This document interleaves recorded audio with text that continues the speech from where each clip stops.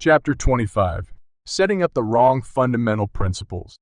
You might ask yourself, how could it be possible that we, as a church, have gone astray from the light God gave us in the beginning?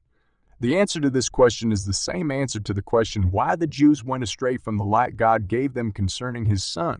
Please take a look at the driving force behind the church in apostolic times and our time. The angel of the Lord by night opened the prison doors and brought them forth and said, "Go, stand and speak in the temple to the people all the words of this life." Acts chapter 5, verses 19 and 20. We see here that the men in authority are not always obeyed, even though they may profess to be teachers of Bible doctrines.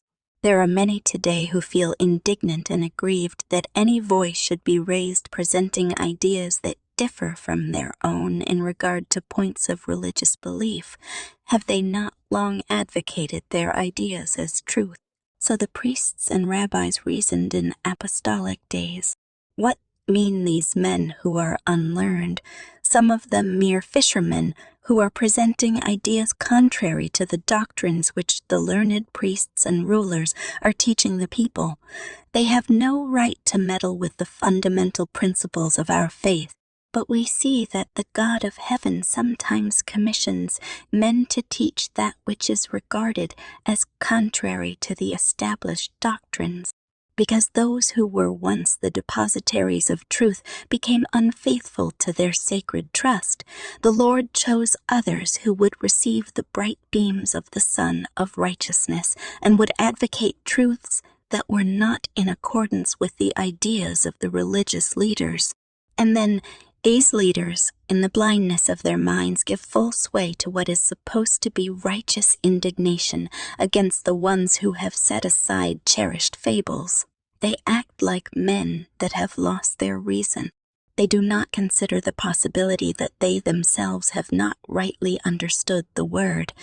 They will not open their eyes to discern the fact that they have misinterpreted and misapplied the scriptures and have built up false theories, calling them fundamental doctrines of the faith. But the Holy Spirit will from time to time reveal the truth through its own chosen agencies, and no man, not even a priest or ruler, has a right to say, "You shall not give publicity to your opinions because I do not believe them." That wonderful I may attempt to put down the Holy Spirit's teaching.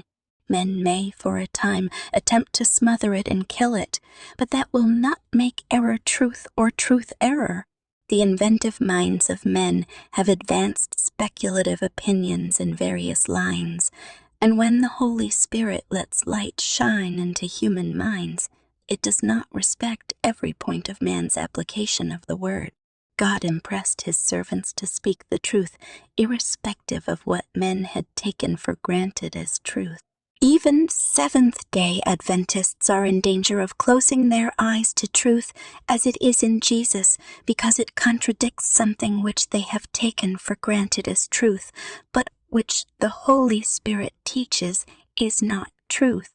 Let all be very modest, and seek most earnestly to put self out of the question, and to exalt Jesus. In most of the religious controversies, the foundation of the trouble is that self is striving for the supremacy. About what? About what?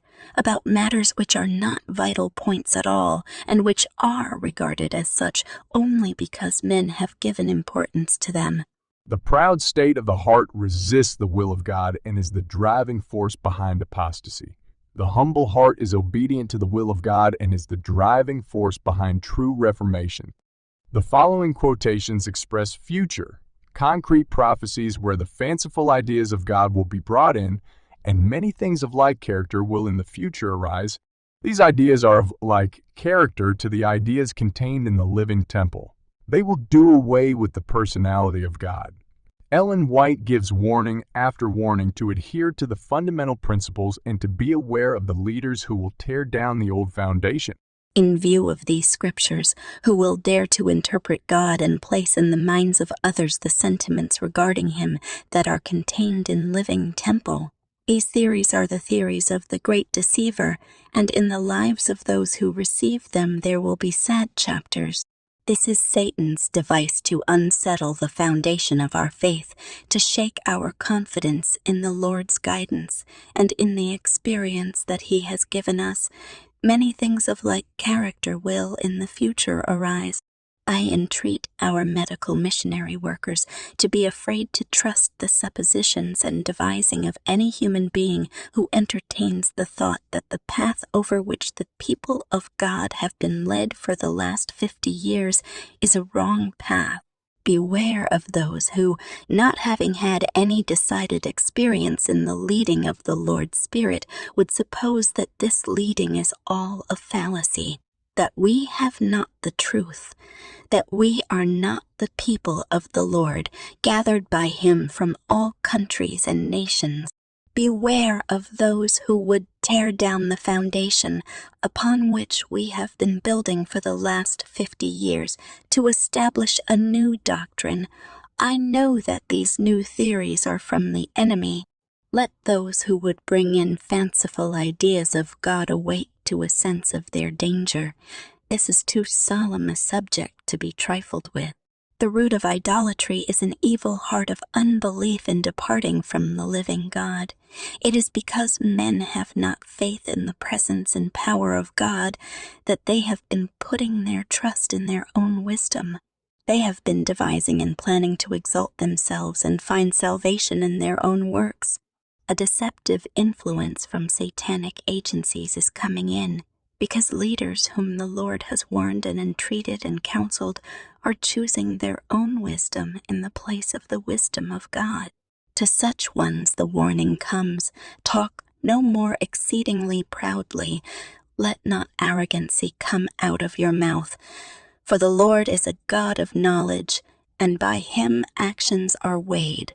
Comparing the old fundamental principles with the new Trinitarian fundamental beliefs, we see the difference.